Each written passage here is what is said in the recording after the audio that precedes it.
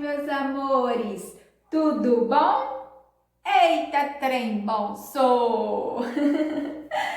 E aí, vamos fazer a nossa fogueira?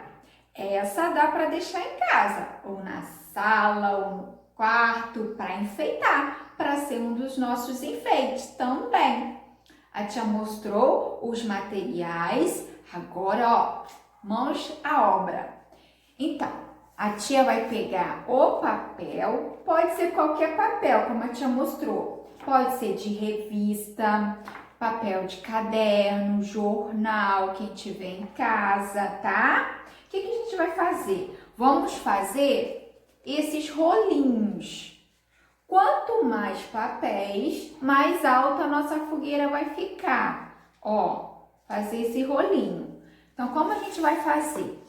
Você vai pegar o papel, vai pegar a pontinha e vai começar a enrolar.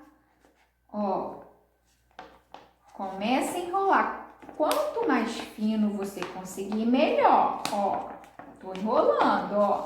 Vai enrolando, ó. Temos que ter habilidade nas nossas mãos. Assim trabalha a nossa coordenação motora fina. Olha.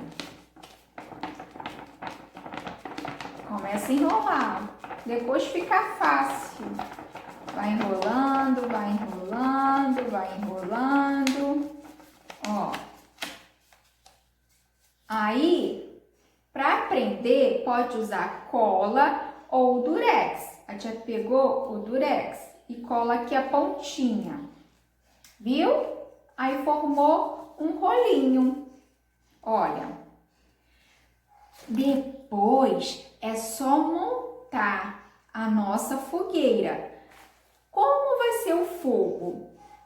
Vocês vão escolher ou uma peça de roupa vermelha ou um pedacinho de papel vermelho, se você tiver em casa, ou uma sacolinha assim, ó. A tia pegou essa sacolinha do Flamengo. Quem torce aí pro Flamengo? Eu, hein? Mas só a gente vira. A gente vira e esconde, tá? Então, a gente vai montar a nossa fogueira. Eu vou mostrar como a gente vai montar, tá bom? Daqui a pouco a tia volta. Peraí.